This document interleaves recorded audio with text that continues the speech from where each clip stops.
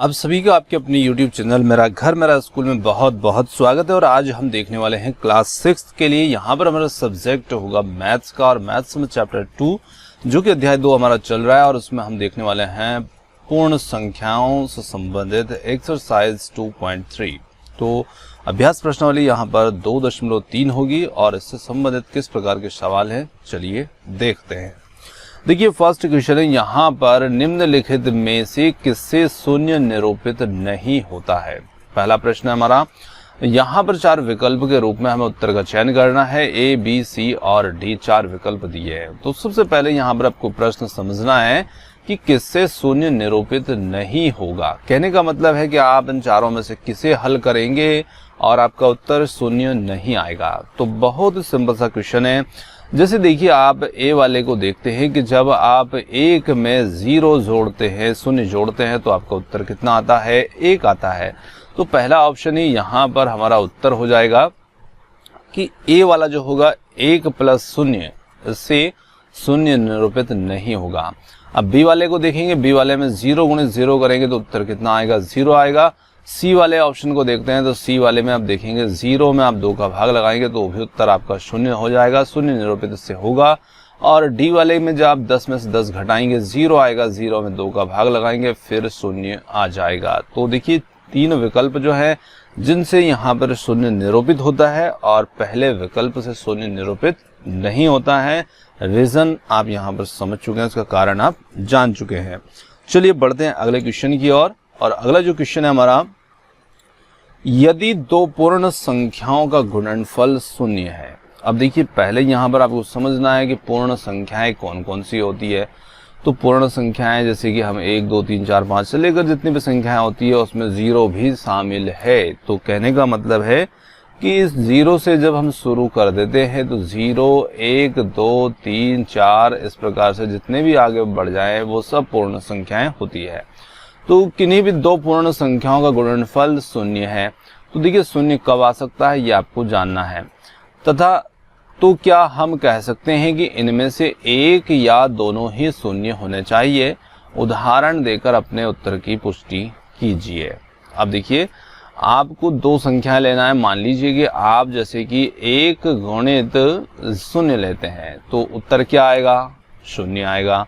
अब आपने क्या दोनों संख्याएं 0 ली है या फिर एक संख्या ली है? तो हमने यहाँ पर एक 0 लेकर के उदाहरण की पुष्टि की है, तो उत्तर हमारा 0 आ रहा है। मान लीजिए कोई और नंबर ले लेते हैं, जैसे कि मैंने यहाँ पर 5 ले लिया। 5 × 0 करते हैं, 0 करते हैं, तो भी उत्तर कितना आएगा? 0 आएगा। क्योंकि यहाँ पर बात गुणनफल की जा रही है, हम इनका गुणा करेंगे तो हमें 0 देखने को मिल रहा है। अब देखिए इनमें से एक संख्या भी 0 हो सकती है। अब इन दोनों में हमने एक एक संख्याएं लिए 0। अब हम एक दूसरा उदाहरण लेते हैं जिसमें यदि हम दोनों संख्याएं 0 लेते हैं तो क्या उत्तर आएगा? तो भी 0 ही आएगा।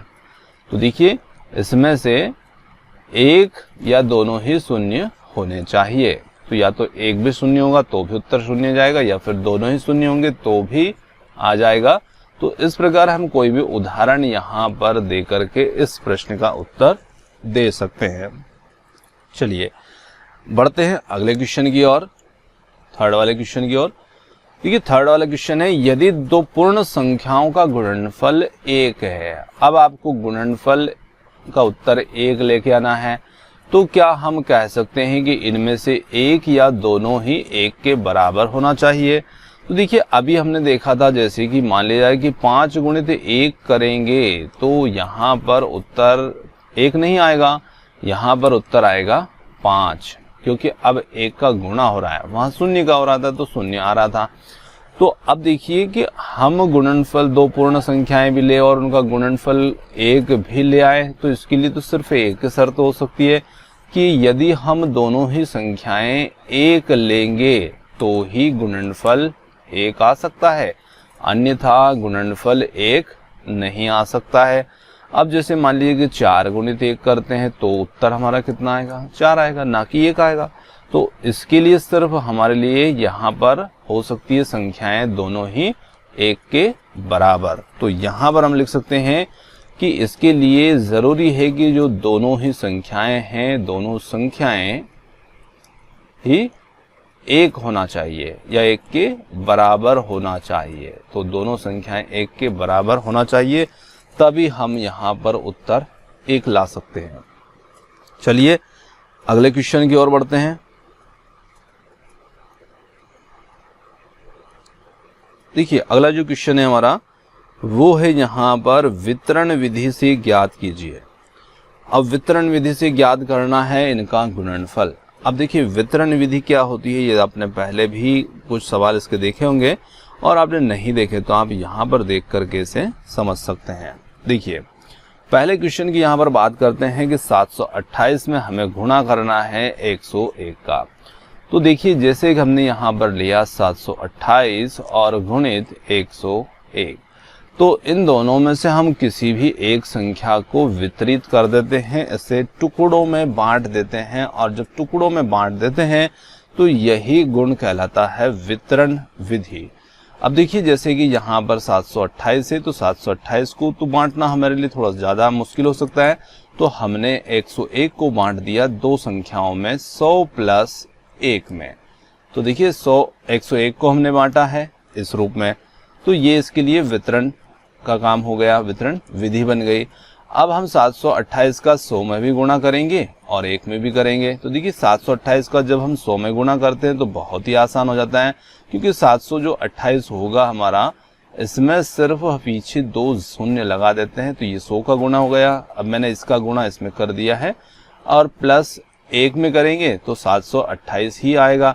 अब इन दोनों को आसानी से जोड़ सकते हैं, तो 728 शून्य शून्य, इसके नीचे हम लिख लेते हैं 728 और इन्हें हम जोड़ देते हैं।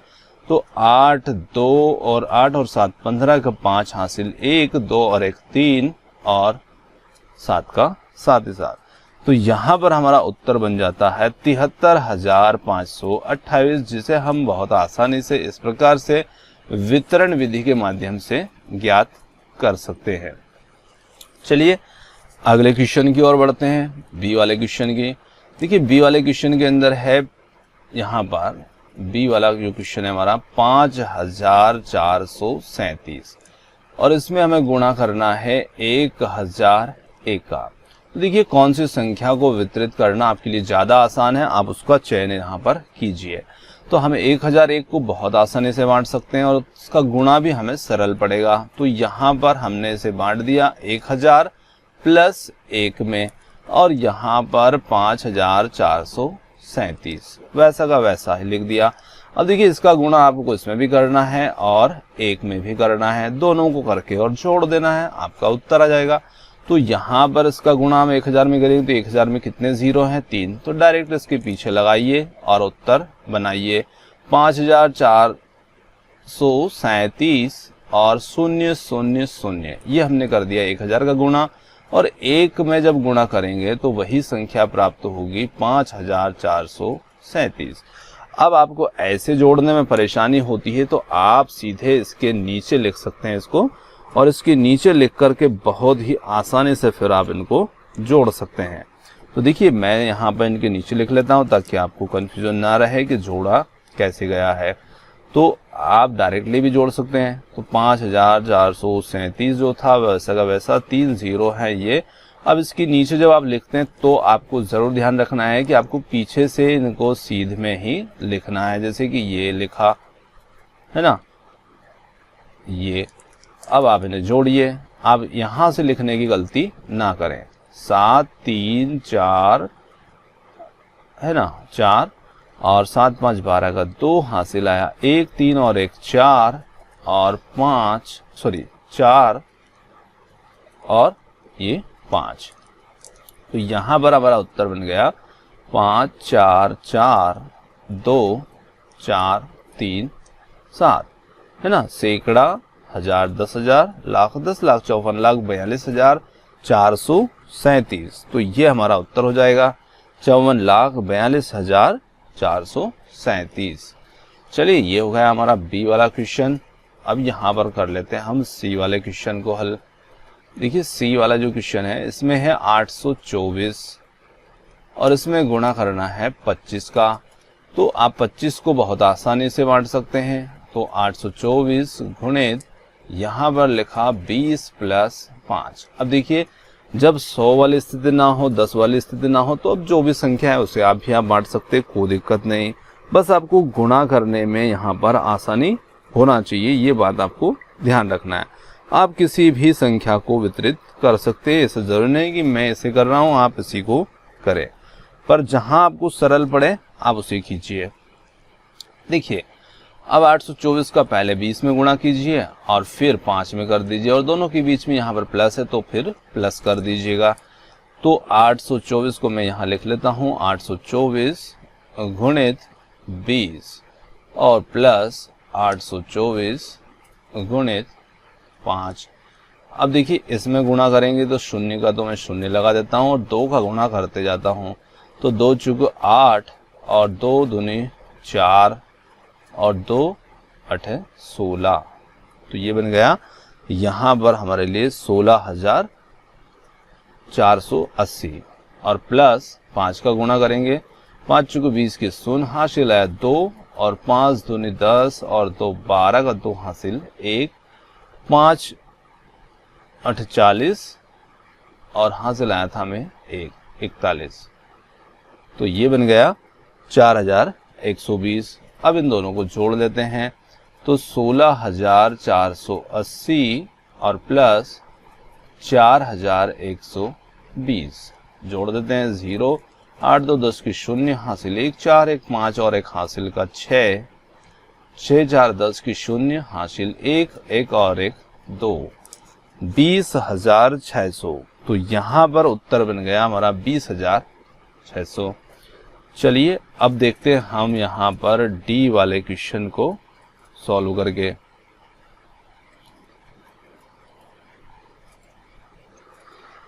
देखिए डी वाला जो क्वेश्चन है उसमें यहाँ पर हमें दिया है 4,275 गुणित 125।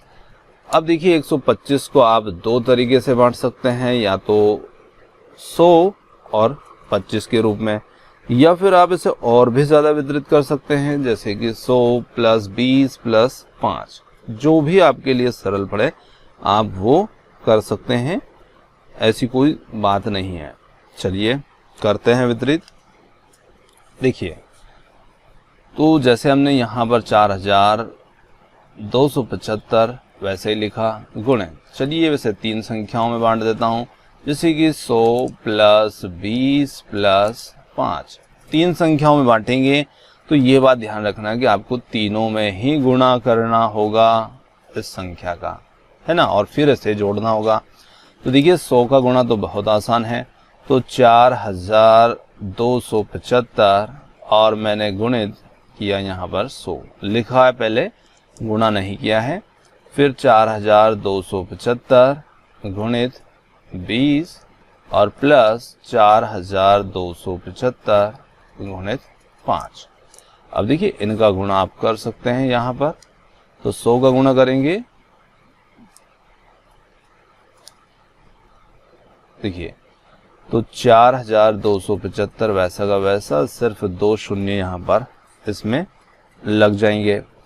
अब बढ़ते हैं आगे, तो यहाँ पर 0 और 2 का गुणा करेंगे, 2 5 10 के 0 हासिल 1, 2 7 14 और 1 15 का 5 हासिल आया 1, 2 दूनी 4 और 1 5 और 4 दूनी 8। तो ये बना यहाँ पर 85,500। अब करते हैं 5 का गुणा, 5 25 का 5 हासिल आया 2, 5 7 35 और 2 37 का 7 हासिल आया 3। 5 का 2 में करेंगे, 5 दूनी 10, 10 और 3 13 का 3 हासिल 1, 5 चुके 20 और 1 21। तो ये बन जाता है यहाँ पर 21,375। अब इन सब को हम आपस में जोड़ लेते हैं। तो चलिए यहाँ पर जोड़ते हैं ताकि कोई गलती होने की संभावना ना रहे जोड़ने में। देखिए ये हो गया। फिर इस दूसरे में है यहाँ पर 0 0 5 5 और 8, 85,500। फिर यह है 21,375।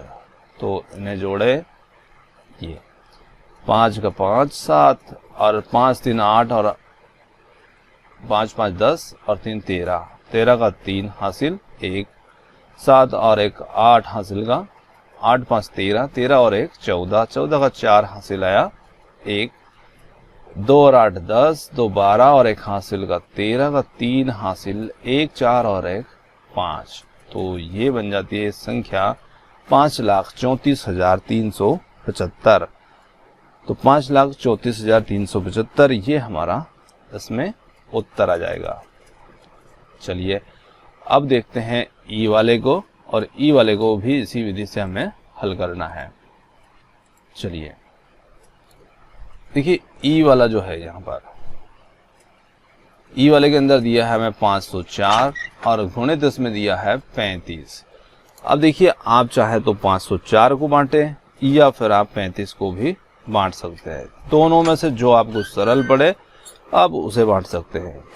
देखिए यहाँ पर लेफ्ट राइट दोनों में से किसी भी संख्या को वितरित किया जा सकता है, आपकी मर्जी है, और आप जिसे सरल समझें उसे आप कर सकते हैं। तो मैं यहाँ पर देखिए अब 504 को कर रहा हूँ, तो जैसे 504 है तो मैं इसे 500 + 4 लिख सकता हूँ, और इसे मैं गुणा कर सकते हैं 35 का।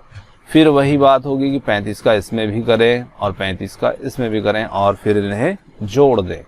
तो देखिए 35 का जब 500 में गुणा करेंगे तो ये 500 गुणित 35 और प्लस 4 गुणित 35, ठीक है।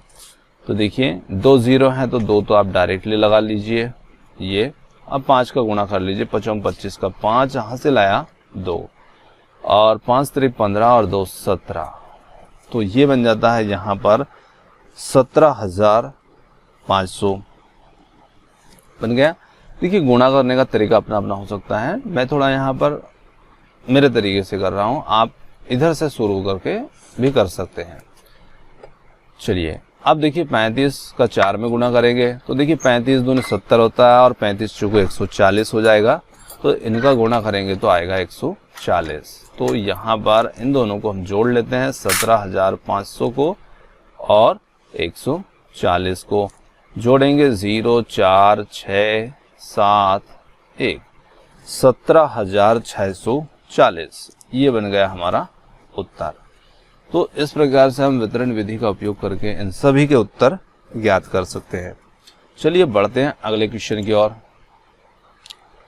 अब अगला क्वेश्चन देखिए। अगला क्वेश्चन सिर्फ हमें देखना है और इसमें सिर्फ 2 स्टेप हमें से आगे बढ़ाना है। बहुत अच्छा प्रश्न है। निम्नलिखित प्रतिरूप का अध्ययन कीजिए।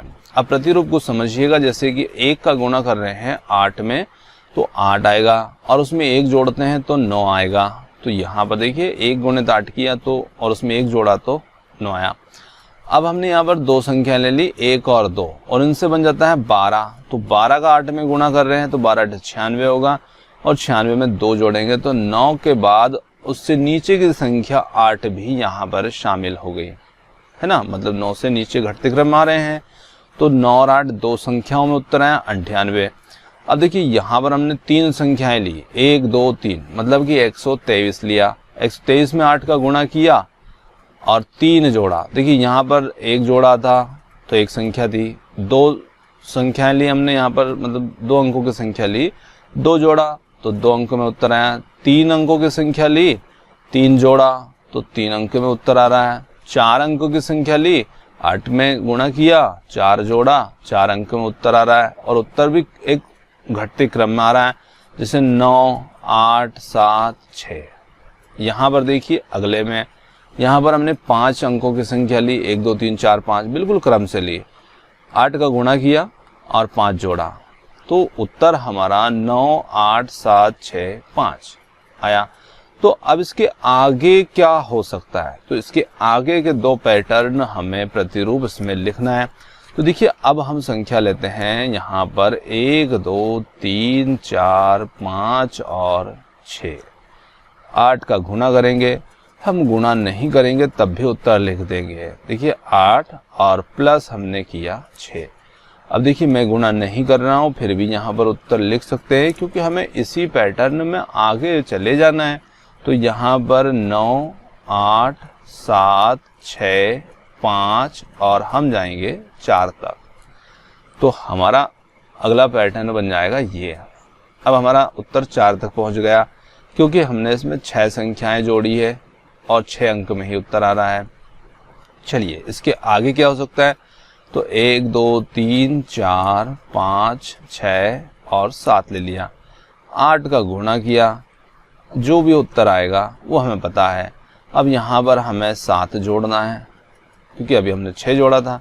तो देखिए उत्तर हमारा 7 अंक में आएगा। अब वो कहाँ तक जाएगा, 9 8 7 6 5 4 और 3 तक जाएगा, है ना। अंक गिन सकते हैं, बिल्कुल 7 अंक हैं और 7 अंकों की संख्या का ही यहाँ पर हमने गुणा किया था। इसके बाद अगले पैटर्न में क्या हो सकता है, तो 1 2 3 4 5 6 7 और 8, 8 का गुणा करेंगे, 8 जोड़ेंगे तो उत्तर हमारा कहाँ पहुँचेगा, 9 8 7 6 5 4 3 और 2 तक पहुँच जाएगा। अब आप 9 को भी ले सकते हैं तो उत्तर 1 पर पहुँच जाएगा, है ना। तो देखिए ये एक पैटर्न है और ये एक पैटर्न के रूप में ही यहाँ पर उत्तर जो है वो आ रहा है। तो इन पैटर्न को थोड़ा सा हम समझते हैं तो हमें गुणा करने की ज़रूरत नहीं पड़ती है और हम ऐसे उत्तर को निकाल सकते हैं। तो ये एक प्रतिरूप था जिसका अध्ययन हमें करना था। अब उसी टाइप का आप यहाँ पर भी देख पा रहे हैं, जैसे इसके अंदर 1 2 3 4 5 अंकों की संख्या है। अब इसे देखिए 5 बार यहाँ पर 1 1 लिखा है, तो देखिए ये 5 बार लिखा है, यहाँ पर 4 बार 1 1 को लिखा है, यहाँ पर 3 बार लिखा है, यहाँ पर 2 बार लिखा है और यहाँ पर 1 बार लिखा है। यानी कि जो पैटर्न यहाँ पर 1 2 3 4 5 बढ़ते क्रम में आ रहा है ना, वही यहाँ पर घटते क्रम में इन संख्याओं को लिखने पर इन सबका योग करेंगे ना तो वो इतना ही आएगा। तो ये भी हमारे लिए एक पैटर्न हो सकता है। तो इसकी एक हिंट हमें दे रखी है कि आप इसे भी देख करके नए सवाल ऐसे अपने क्वेश्चन जो है वो बना सकते हैं। तो ये था हमारा अभ्यास प्रश्नावली 2.3 और ये आपको कैसे लगी आप कमेंट्स करके ज़रूर बताइएगा। और वीडियो पसंद आया हो तो वीडियो को लाइक शेयर और चैनल को सब्सक्राइब करना ना भूलिएगा। आपने हमें इधर सुना उसके लिए बहुत बहुत धन्यवाद। थैंक यू सो मच और मिलते हैं जल्द ही एक और नए किसी वीडियो के साथ।